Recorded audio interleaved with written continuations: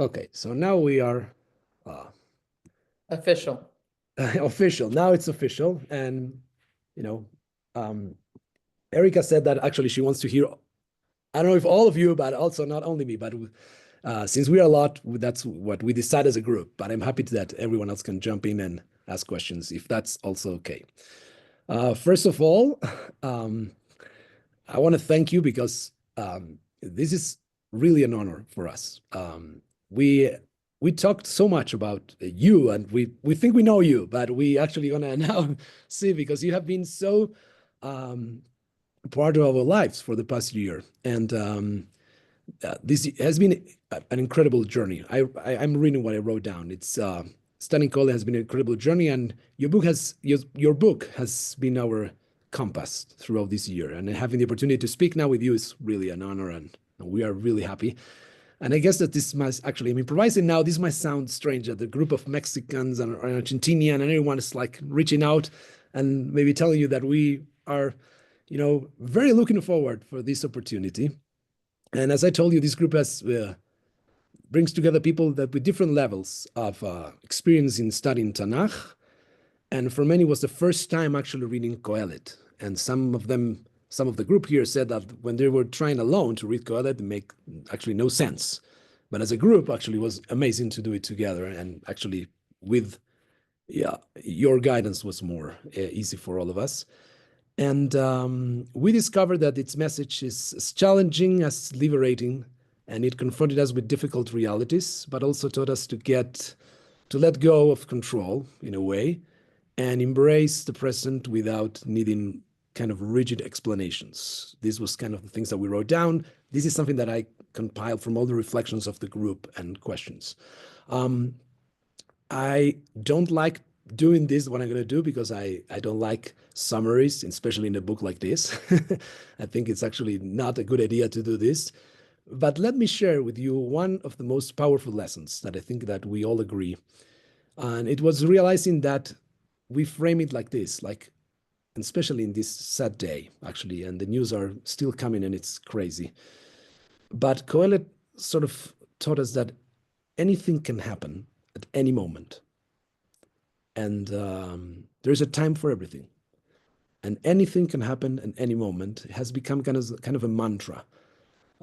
Not to accept everything, but to be open that anything can happen at any moment. It's part of what Kohelet kind of taught us. And instead of feeling that as with anxiety, the awareness of this help us to appreciate life more, to cherish the simple moments, and to focus on what is kind of within our control.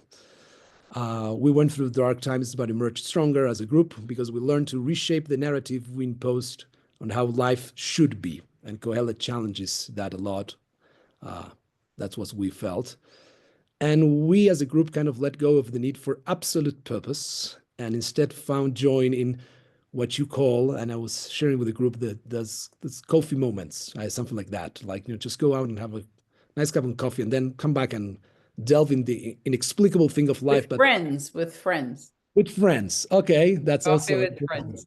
Coffee with friends. And we were saying that, it's a coffee that you don't need, but you need. It makes no, But so we use that metaphor also.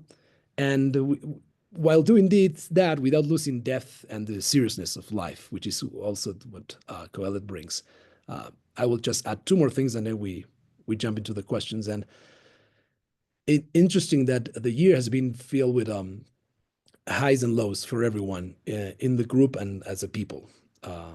Some members of a group here actually lost loved ones during the year of Kohelet.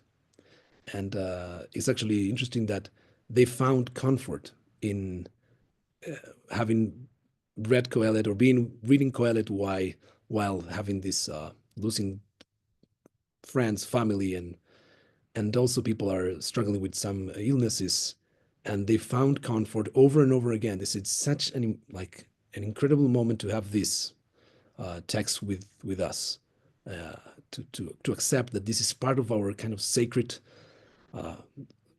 canon. It's part of the Mikra. So it was amazing that, and of course what happened during the year in Israel and what's still going on And to have Kohelet, it's very strange. It's like it's fascinating to have him there, or her, I don't know, who Kohelet. We know that we would never know who Kohelet was. So that was something great. And I think that's all that I'm going to say. And we would like to hear you and learn from you. I have questions. Would you like me to start with the questions and we go So from there? why don't I talk a little bit about the book, and then I wanted to actually show a piece of artwork, which I couldn't. I talked a little bit about artwork in the book, but I actually wanted to show you something about a pasuk.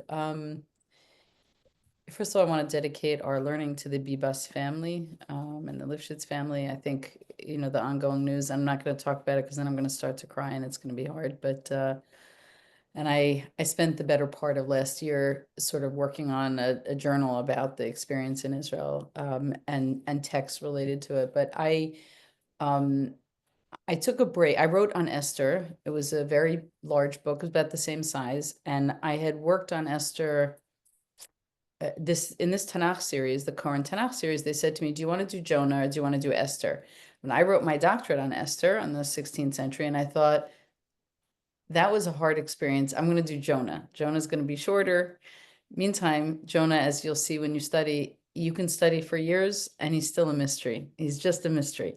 And the text has so much richness about people being fugitives from their own lives, running away from responsibility. I think I certainly experienced that sometimes, this sort of dream that you're going to walk out of your life and, everything's going to be easy, or you're going to walk away from authority figures, or you're going to challenge God and walk away from God. So I worked on Jonah. And then about 2 weeks after it came out, my publisher said, do you want to do Esther now? We don't have anyone to do Esther. Do you want to do Esther now? And I said, I needed a little time to think about it. Esther is a much longer book, right? Jonah's 4 chapters, and Esther's 10 chapters. Esther has a much longer exegetical history. A lot of a lot of people wrote about Esther. I had worked in Esther in the 16th century, and it turns out that we have about somewhere around 32 to 34 commentaries. More commentaries than were ever written in that century, the 16th century. And historians think it's probably because the Gerush Sfarad, the exile from Spain and then Portugal, right? By the 1492 and then 1498, the Jews were off the Iberian Peninsula. The diaspora had totally changed, and people were trying to rethink their relationship with the monarchy. And they did it as Esther was a social commentary. So it took a long time to write Esther, and it was pretty tiring. And I finished, and then I said, I'm going to take a break from writing, but I'm not really good at that. So I took a few weeks, and I called up Corinne and I said, is there anything else from the Tanakh series? Because I get up in the morning and I learn and I write. So that's part of my religious ritual. And they said, Kohelet is available. I said, I'll take it. He's like, and I said, it didn't dawn on me to start with Kohelet because I was in a narrative mode. Stories are easier. I said, I'll take it because it's really my favorite biblical book. And then I didn't really understand why I was mad, but maybe because I see it as a real life. I'm sorry for those of you who've gone through illness, who've lost people. In the past, during COVID, my father-in-law had Alzheimer's for many, many years, passed away. My husband, and we had COVID. My husband had an emergency quadruple bypass, and then my mother-in-law actually was taken into the hospital in Israel on October 7th and ended up dying in December. So this has been for our family, and so I join you in the sense that I wasn't looking for a story with a happy ending because I think it's not reality. And yet there's a lot of happiness in Kohelet that's misunderstood. And I think I mentioned it in the book that when I started working on Kohelet and someone said, oh, Erica, one of my neighbors, what are you writing on? And I said, Kohelet. And she said, are you on Prozac, which is like an antidepressant? But I felt that she really didn't understand the book. I think that the book is very, very deep. And it's really talking about, as you mentioned, Diego, the cycles of time that people go through. And so just as there's going to be an 8 lehov, there's going to be an 8 snow, there's a time for love, there's a time for hate, and then you go back to the time of love. In other words, you don't go from one extreme to another. You're just sort of moving in and out, and it allows you to say there's a time of mourning, but there will be a time of laughter again. It just does, it never feels like it when you're in the state of mourning, but there's this movement in a dynamic life. And I think that was a very big learning for me, was that life does not stay static. It's always moving. And it's also always moving, it's always decomposing. And that is very hard for a lot of people. And I think that's why a lot of people don't enjoy the book, because especially towards the end, you know how the book ends. Yeah, Um, of course. yeah, How the body yeah, deteriorates right. and The body breaks down, and as I'm speaking to you, my shoulder hurts. Like I had back surgery. Like we're not all together. I mean, I think I can speak honestly to you. I'm 58. I don't know how old any of you are. Things start to decompose, and then there are choices we can make about how we approach aging, which I think is very, very profound. And I understand why some people are afraid. I'm not afraid. I think these are realities of human life, and the better prepared we are, not prepared in the way that you talked about, life as we know it changes in the instant, as the novelist Joan Didion said when her husband died suddenly. Life changes in the instant, and sometimes that instant is a hostage comes home that you yeah. didn't expect. Sometimes that news is a child falls in love. You have a grandchild. It was there's so many different experiences. I would say the darkest moment I had when writing the book um, was my daughter is finishing her training in neonatology. She's a pediatrician, and she works with babies most babies are under 8 pounds, and most of them been born prematurely. Many of them die. She has 3 young boys of her own, and she called me, and I was working on the book, and I would say 2/3 done. And then I took a job at Yeshiva University. It was a very serious job, and I commute to New York from Maryland. And I said, I can't not finish this book. Like, I made a commitment to this, and I'm going to see this through. And we were supposed to go to Israel, and I canceled the trip. And I said, I'm just going to get up at 5, and I'm going to work till 10 p.m. And I'm going to write for 2 solid weeks so that I can finish this before the next semester. I'd done 6 months of my job. I can't do this, but I'm committed. And so that degree of intensity of like sadness, it's very, very hard. I think for me, when I read a difficult book, I'm in it, and then I need to just breathe, and then I go back in it, and then I just breathe a little. And I had spoken to my daughter during a break, and she was on call. She was doing, I guess, a 24-hour shift.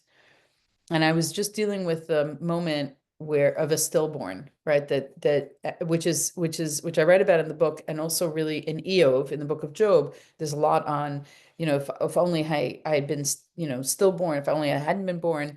Um, and she asked me, well, what are you working on? And I told her that I was working on this, and she said, and I said, and the perspective, why even be born? Why go through the birthing process?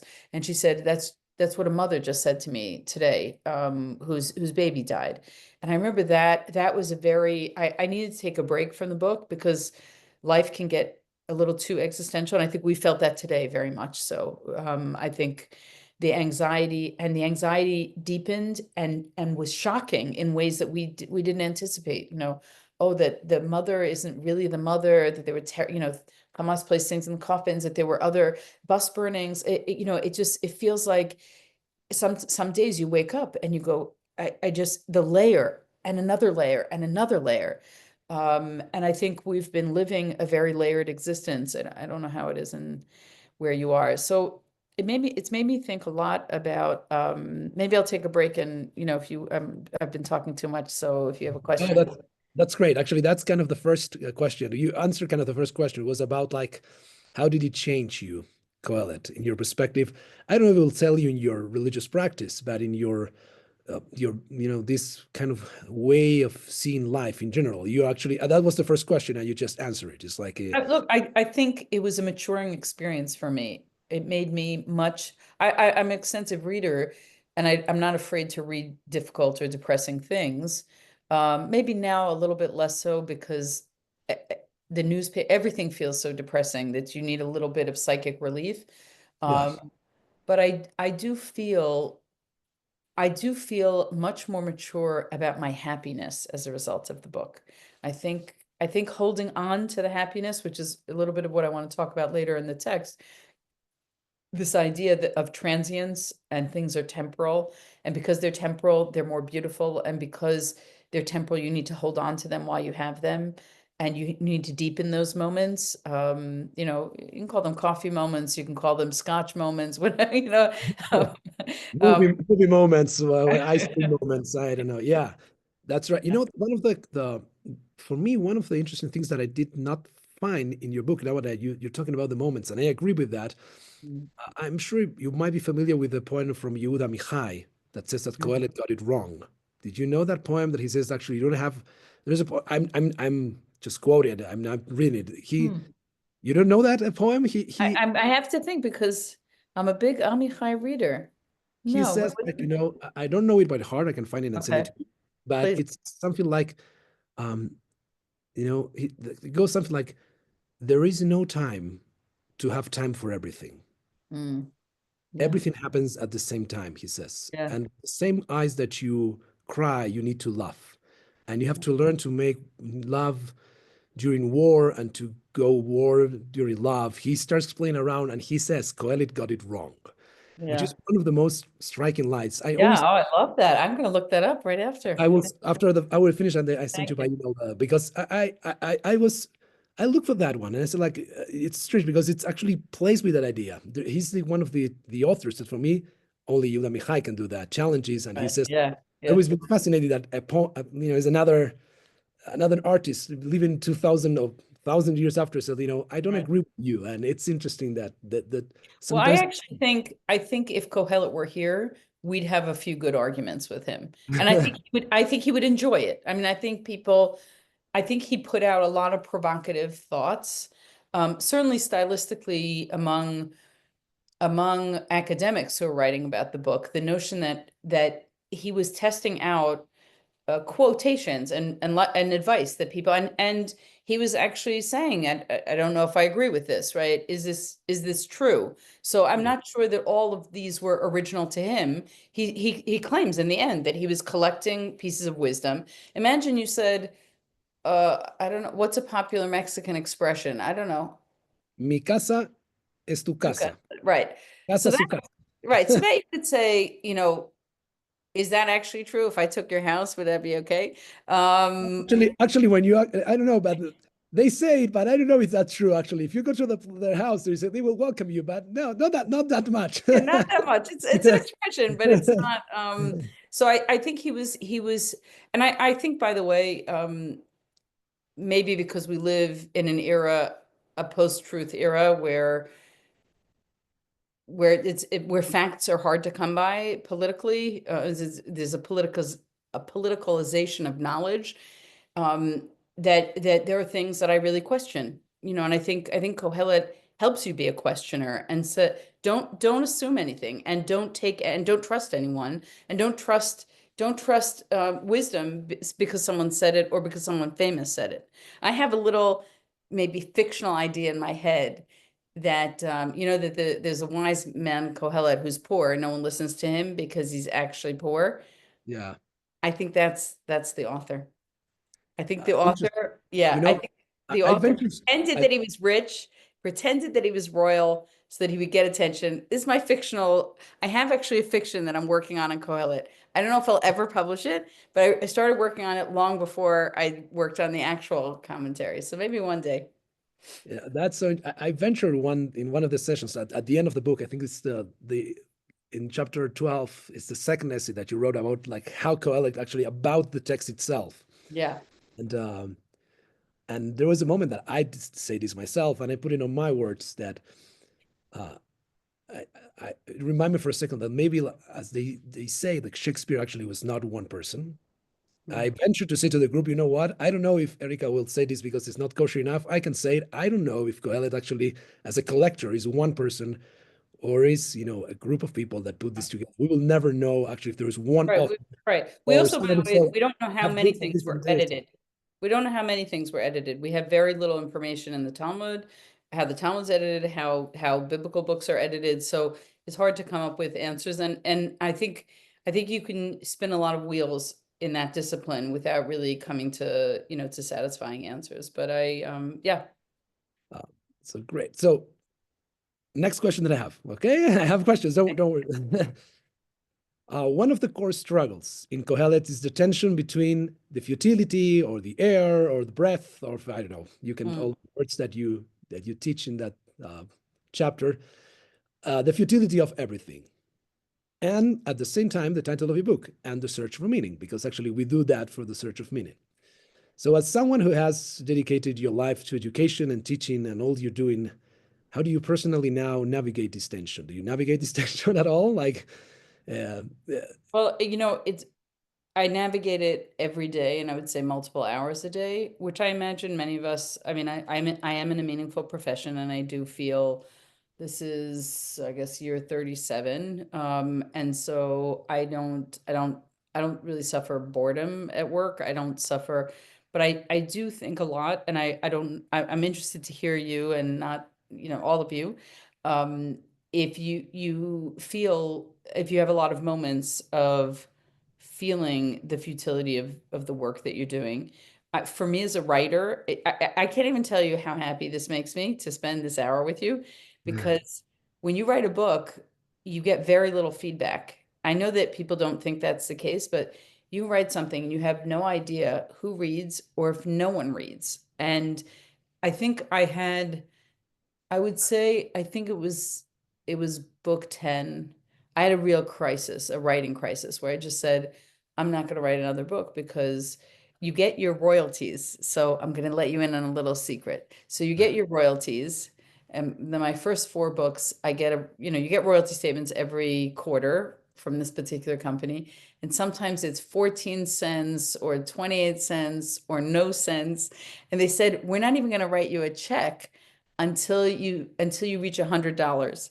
So I have 4 children. I said, in the fullness of time, when I'm no longer here, split the money evenly, right? And it was, because, if when you look at how much time it takes to write a book, it's not really, the writing takes a long time, but the editing takes much longer.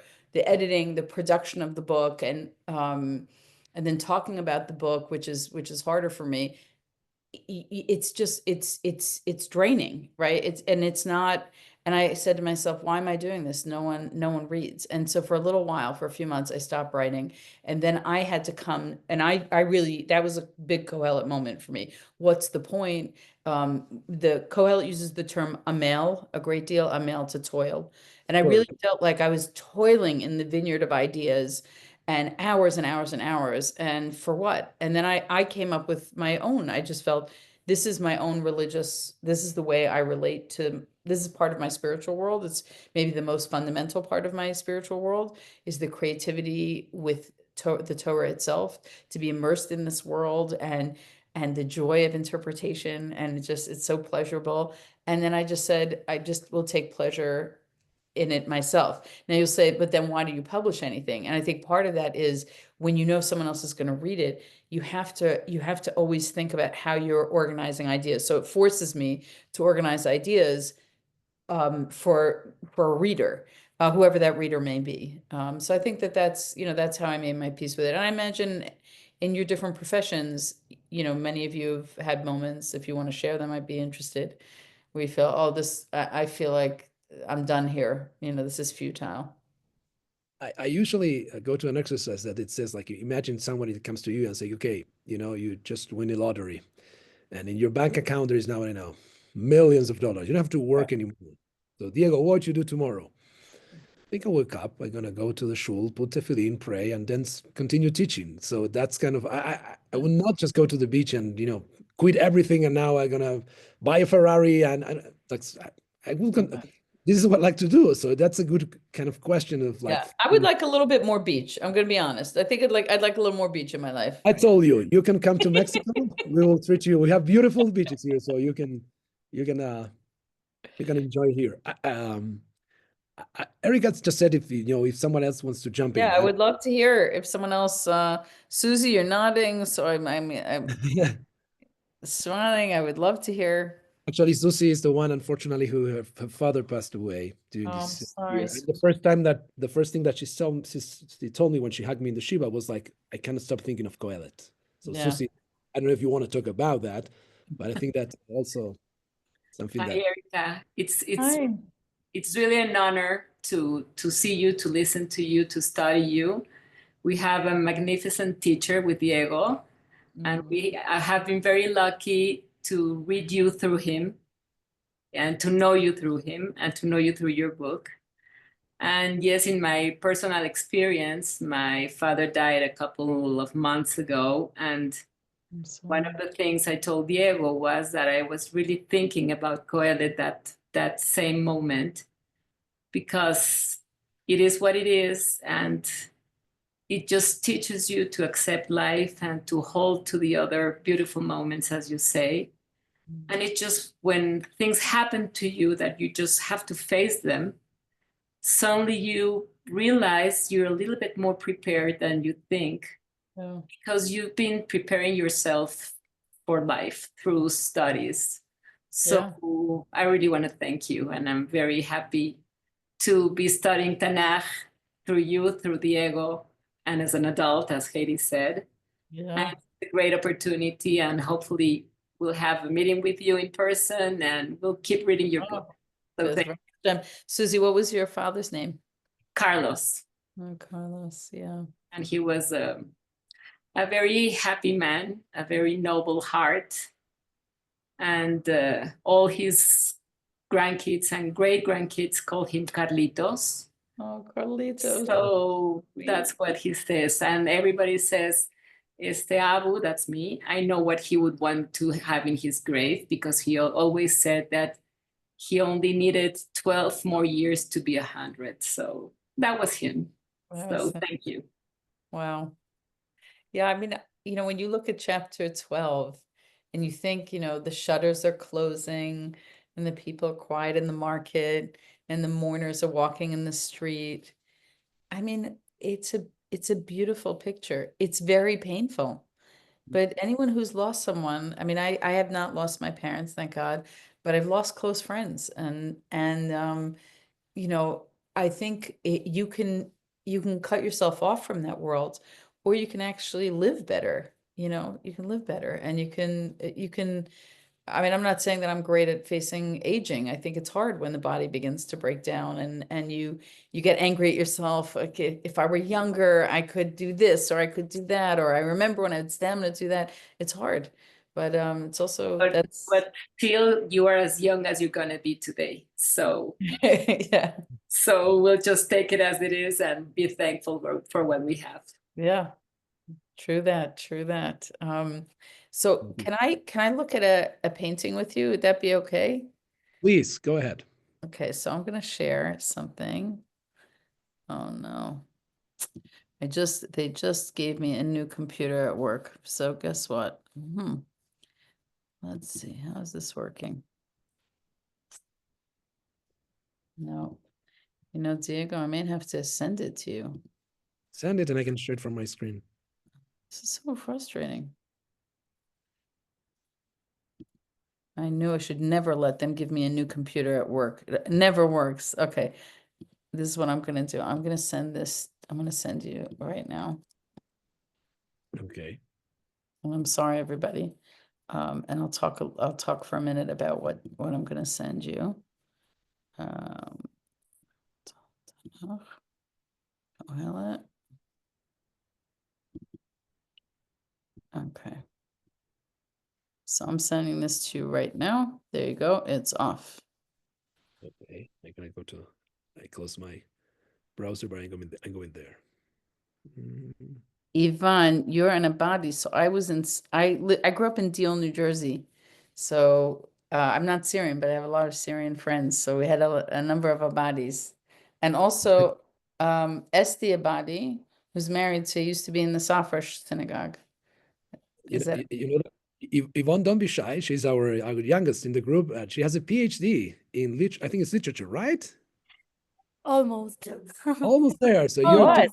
Almost. important author here. So you can. And what do you have a PhD in? In literature, almost. I'm Oh, trying you to finish almost. my thesis. Yes, Okay, so we're gonna call you Dr. Abadi now. soon, soon. Soon. Don't No, finish. It's important to finish. A good PhD is a finished PhD. Ezrat Hashem. Ezrat Hashem, yes. I hope so. I hope so. No, my family is from Israel. It's from My dad. So no, And I what don't know who are you anyone who still are you here. writing on? Who are you writing on in this? Elsa Osorio. No, No. it's an No. Argentinian writer who writes about the dictatorship, the last in Argentina. Wow. I'm Okay, trying to describe, I'm sorry, I'm trying to describe how genocide is present in what happened in the last dictatorship in Argentina. Wow. A light subject like that. I can see now why you like Kohelet. It all makes sense now. It all makes sense. Diego, did you receive it? Yeah, I'm trying, but I don't see my, now it's strange. I don't see my, I want to share the screen, but I cannot, let me see if I can open the file. That's strange. Give me 1 second. I don't know why not showing my, my browser. This is strange. Yeah, I think what happened is that they didn't set up my Zoom, so I'm not able to attach or something. Let's see if I can open this. Do you want me to try again? No, I have it, but it's very slow, my computer now. I don't know why. It's okay. Um, What I wanted to talk about a little bit was I actually was going to do something on Kohelet and work, which is a topic I think about a lot because during COVID, our notions of work very much changed. Remote work, being in an office, people saying, I don't really want to do the job that I'm doing, and being home. I don't know how it was in Mexico, but as an academic, my husband's also an academic.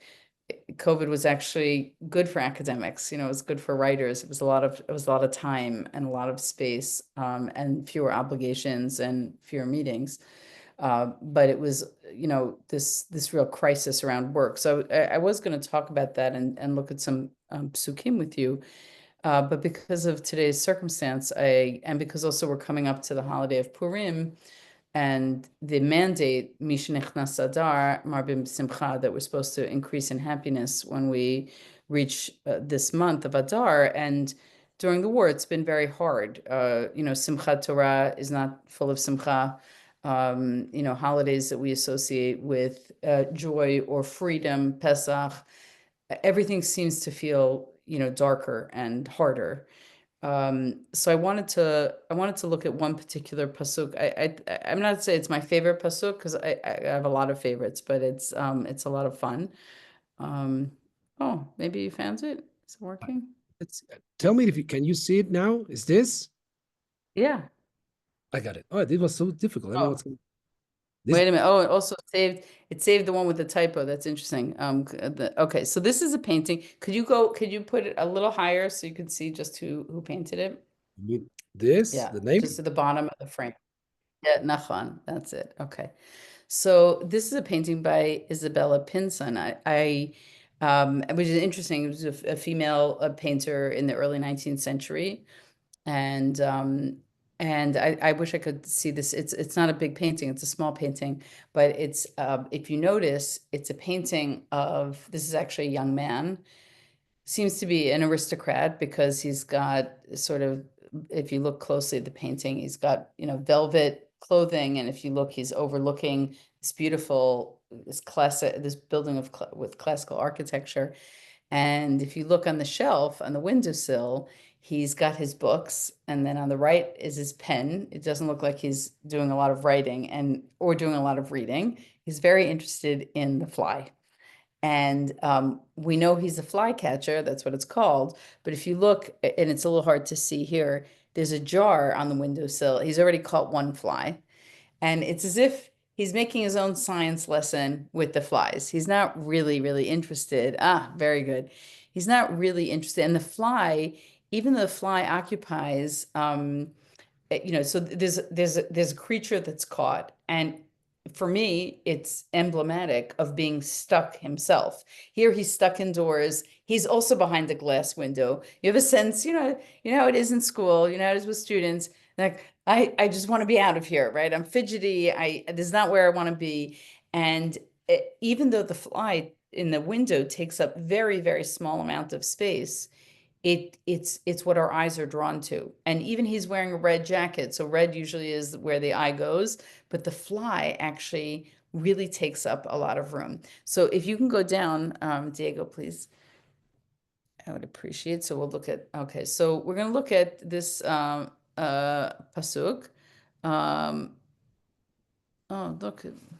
Okay, so this is this got a little bit messed up also. That's interesting. So something happened when it so it's kind it's of yeah, it's Shemen it's mamash. You know what? I have a PDF. Should I send the PDF to you? Yeah, I don't know what happened when I tried to share the screen. I think PDF will, I think maybe the Word document, it's turning it around. Okay, so we're gonna try this again. I'll send you a PDF. I should have done that the first time. That's Okay. okay.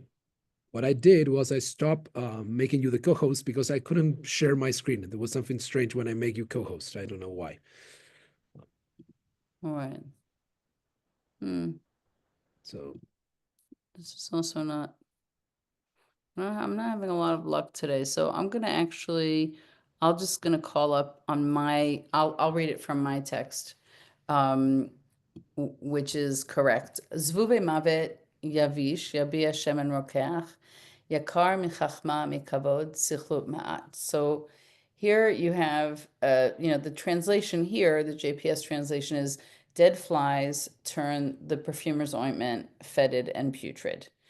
A little folly outweighs massive wisdom. So if you have a little fly in perfumed ointment, not perfume as in liquid perfume, but a cream, it's like a little bit of silliness that actually can destroy wisdom. And there are millions of examples of that. Someone, a very intelligent person writes a very stupid text and puts it out in the world, and then suddenly, suddenly that person loses a job. There's a famous case a few years ago, a woman who wrote a text and she was on a trip far away, and by the time she landed, she was fired. So you sort of small think things that can actually destroy bigger things. Rabbi Sachs uses that story in morality, I think, in the chapter that deals with guilt and blame and the story of that she landed and the whole thing with what happened. Like she tweets something and then she got on the plane and it was later it was like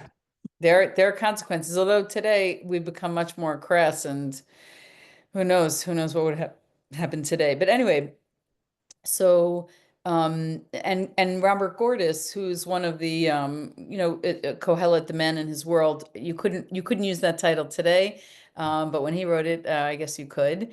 And he writes, "Dead dying flies have little power to accomplish anything, yet they can destroy oil. So fools, impotent to achieve any good, can yet destroy what has been created by dint of wisdom." So, it's only a dead fly, but it actually it's so unappealing that you really just don't, you move away from it. It's disgusting and repulsive.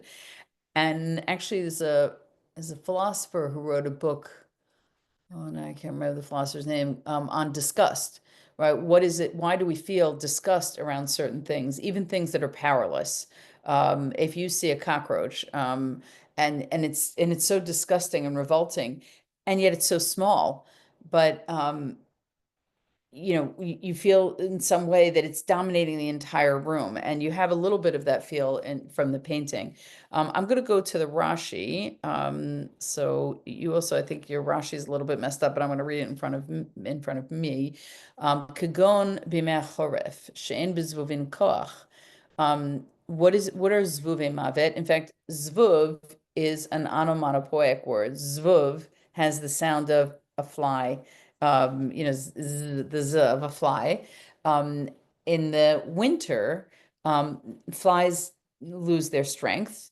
V'hem krovim lamut, and they are about to die. V'gam im ba latoch shemen rokech u'mitareb samim hu mevisho v'umale ketzef. If it falls into, if a fly is about to die, it's winter, drops into some kind of ointment, becomes mixed up with the, with the, I guess, the spices of the ointment, the ingredients of the ointment, and then it becomes sort of dried out, or it ferments, I guess, and it has like ketzef is the same like whipped cream, but it bubbles up.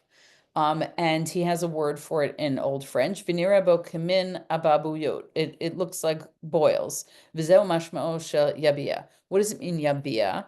It means that it's putrid. It has a chemical change. It experiences a chemical change.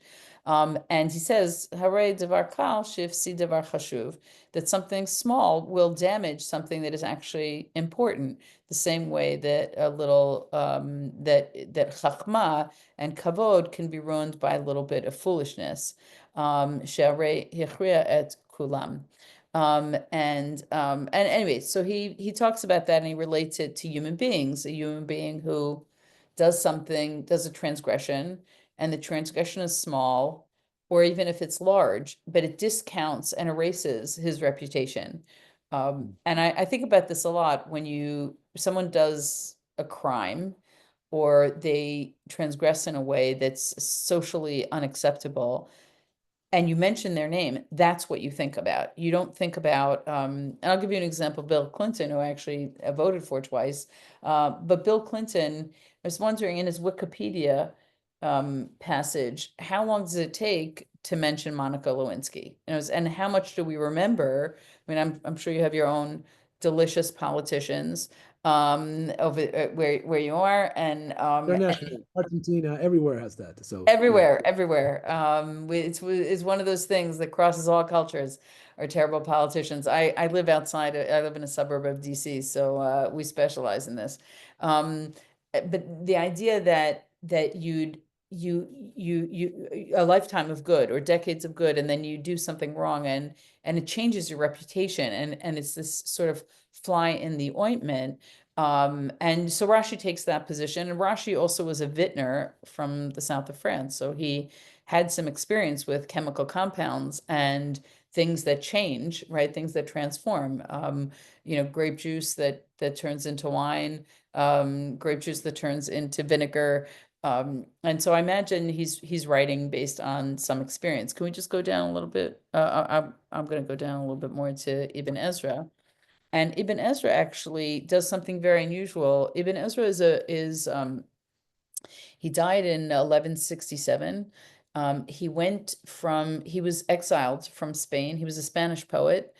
He saw himself as a poet. He also saw himself as an extremely unlucky man. And he wrote a poem that said, if he made shrouds, no one would die. And if he made lamps, the sun would never set. In other words, he just felt like he believed in astrology, and he believed that he was born under a wrong star, and that he just had no good luck. So, but his bad luck was our good luck, because he went to Italy. Italy was not known for its poetry. And that's when Ibn Ezra began to write on the Bible. He did his serious work in commentary when he went there. And actually, I heard a wonderful class when I was at Harvard as a graduate student. Someone came to speak to us, Rabbi J.J. Schachter, came to speak to us about a poem that one of the Tosafists wrote, one of the Talmudic scholars in the medieval period, wrote when Ibn Ezra was traveling and going to Rouen, which was where a famous Tosafist scholar named Rabbeinu Tam lived. And, he wrote the equivalent of a poem that was like, roses are red, violets are blue, Ibn Ezra, we welcome you. And Ibn Ezra was obviously insulted by the low-grade poetry that he received. And so he wrote back a poem, which was, not only was it a beautiful, magnificent rhyming poem, but it was written in the form of a menorah, where each of the stems of the candelabra rhymed with each other. And he sent back this very aesthetically beautiful thing as a way of saying, you guys stick to Talmud, I'm going to stick to poetry. And so Ibn Ezra writes. We have actually the Katzar and the Aruch. We have a relatively short commentary from him and a longer commentary. But it's very, very unusual for him. If you're a student of Ibn Ezra, he does not write at length. He's mostly even shorter than Rashi. And yet here, he actually, on this verse, he really writes quite a lot. And I'm not going to talk about, we don't have to go into detail in terms of the commentary, but he basically points to King Solomon. And he says, King Solomon's life is an example of a fly in the ointment. King Solomon, there's no sin found in him, according to Ibn Ezra. There was nothing wrong with him.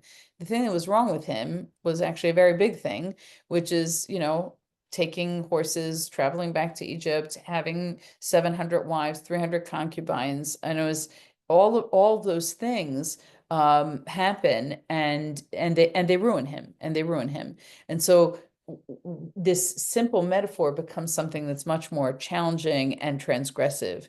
And I wanted to look at the Jerusalem Talmud and Darash Ben Azai, Zvuve Mavet Yavish Yabia Shemen Rokeach.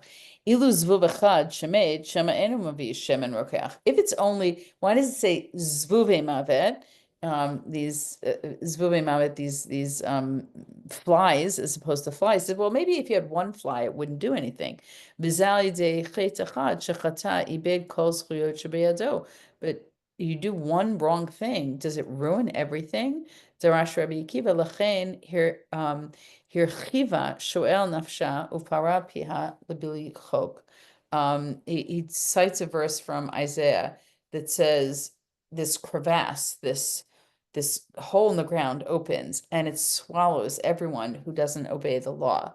And it says, it doesn't say chukim, it says one chok, that sometimes one thing that you do wrong, it's only one thing, but it's such a big thing that it tips the scales in a different way. And I wanted to go back to the beginning to look at Michael Fox, because Michael Fox, and this is really a teaching that I have from Kohelet, and you asked me about things that sort of changed in me. I think I was very, very taken by this explanation, and I'll explain. Michael Fox in A Time to Tear Down, and I cite Fox a great deal, and I think he's a master commentator, modern commentator. He says, flies aren't deadly, and in any case, their deadliness would not spoil the ointment, nor would their being doomed, thus still alive, hurt anything.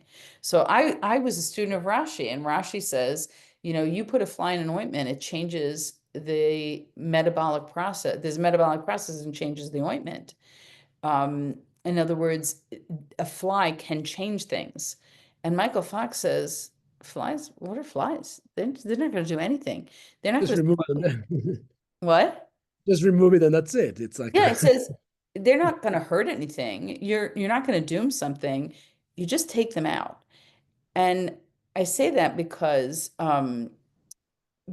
this idea of a fly in the ointment, we have that expression, a fly in the ointment is one small thing. You fixate or obsess about one small thing and it ruins everything. So I want to take you to a place that I spent a lot of time on when I was working my doctorate. I studied Eliezer Ashkenazi. He's a 16th century commentator, wrote Yosef Lekach. And he talks about a moment in the Purim story that I forever saw differently. He says, is it true that when Haman saw Mordechai in the gate, that everything he achieved was worth nothing? He says, I've achieved nothing. Everything is ruined because of that Haman in the gate. And here he is going to Esther's party with the king, being second in control, wearing the king's ring, making decisions for the king. Is it true that you've lost everything? And Eliezer Ashkenazi takes us to a very different moment in time. He talks about Sarah, when Sarah had given birth to Isaac, to Yitzchak, and she sees out of the corner of her eye, when Yitzchak was being weaned at the party, she sees Yitzchak playing with Ishmael. And she's so incensed by this that she says to Abraham, remove that Amma, remove that servant from my house, not your wife, not the mother of your firstborn. Remove that servant from the house and her son, not his son, but her son. Get them out. So I had never before seen a commentary, particularly 16th century commentary, relate Haman to someone we assume as virtuous as Sarah. But what he was trying to say is when a moment is near perfect for you, the smallest thing that is not working becomes amplified and magnified and is destructive. So let's say you're making a wedding. I don't know if any of you have made a wedding. We've made 4. I have not had this experience, but I've heard people talk about it. Everything is perfect. The dresses are perfect. The food is perfect. One thing goes wrong, and whoever is making the party loses the temper, right? And you think you're losing your temper because you spent so much money and everything is so beautiful, and no one else is going to notice that you have a little pimple right over here. But it's the only thing that you can notice. It becomes, because your life is so blessed and is so good, that one thing gets taken out of proportion and you lose sight of what you actually have. And what Fox does is says, just take the fly out, right?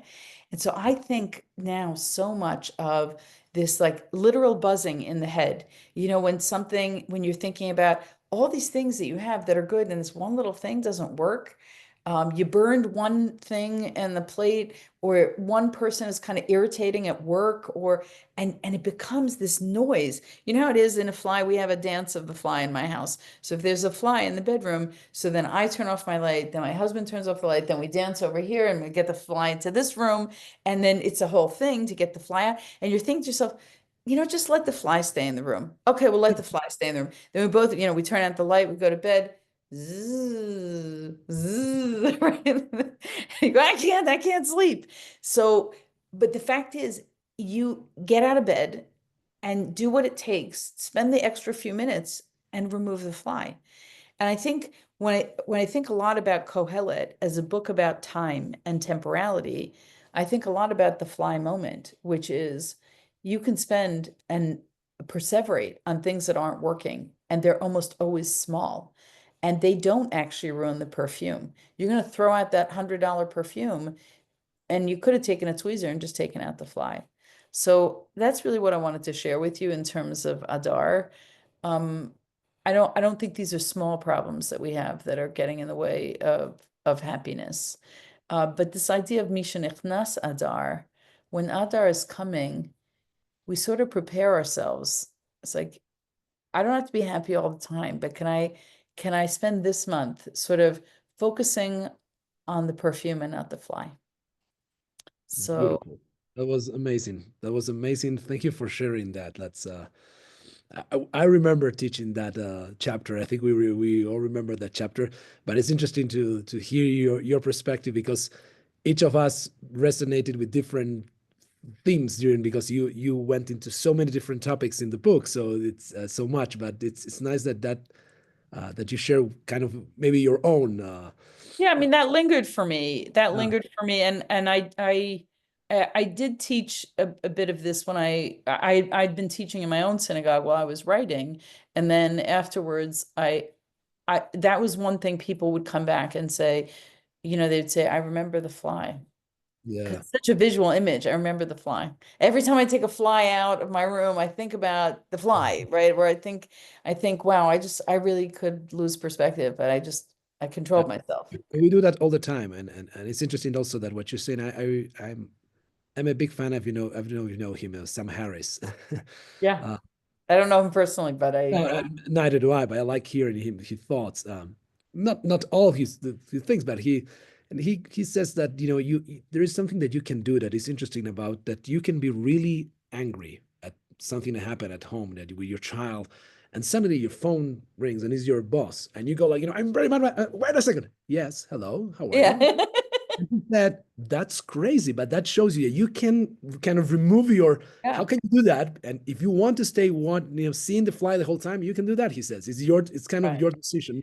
But I'm sure it's a very simple exercise that actually you can stop kind of the feeling that you have when you see completely change your. Oh, can your you, so we had, my husband and I were in Israel recently. We had a granddaughter. It's very beautiful. And we were going home and we had to get up in the middle of the night, and then they moved the flight and they moved it to like 4 a.m. and it was like 7 hours late. And we were thinking about economy, and I just had this back surgery. And it was like anyway, we signed up for a lottery in case, you know, that if they have an upgrade, they'll give you an upgrade. But they said you didn't get the lottery. And like the two of us are just like exhausted, and you're getting perseverating about sitting in economy. And then they take us aside and they say, you're in business. I'm like, what? Right? So we didn't have to pay for it. And all of a sudden, everything about it, like, I'm gonna lie back and I'm gonna put on the slippers and I'm gonna, right? And everything changed very instantly in a relatively insignificant way. The perception of what this was going to be to what this actually is. And we do a lot of preemptive worrying, you know. And I think we waste a lot of time thinking the wrong thoughts. I think that's what Kohelet, it wasn't only a search for meaning. I think he was thinking, how do I spend the time well? It's really like so much about time. But I've been speaking for a long time, and I'm going to go to bed now.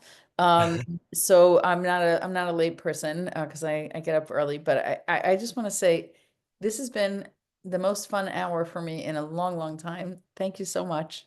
It is actually our pleasure. I have like billions of questions, so we can do it anytime you like. We're gonna do it again, okay? Anytime you feel bored, and so like, now you can come, Diego, and I'm gonna talk with the Mexican guys. Yeah, let's go. Let's go. Actually, again, it's a great pleasure, Erica. It's a blessing to know you and to be able to read from you and to learn from you. I'm trying my best to unpack what you're sharing and trying to see. I think that's where you're going. I think this is what you want to teach. But it's well, if you're doing Jonah, let me know, and we'll set some time and we'll do it together. Amazing. All right. Good deal. All right. Shabbat shalom, everyone. So nice Shabbat to shalom, see you. and thank you so much. And we'll keep in touch. And I will send you See the you soon. Okay. Wonderful. Good night. Bye. Bye. Bye. Thank you.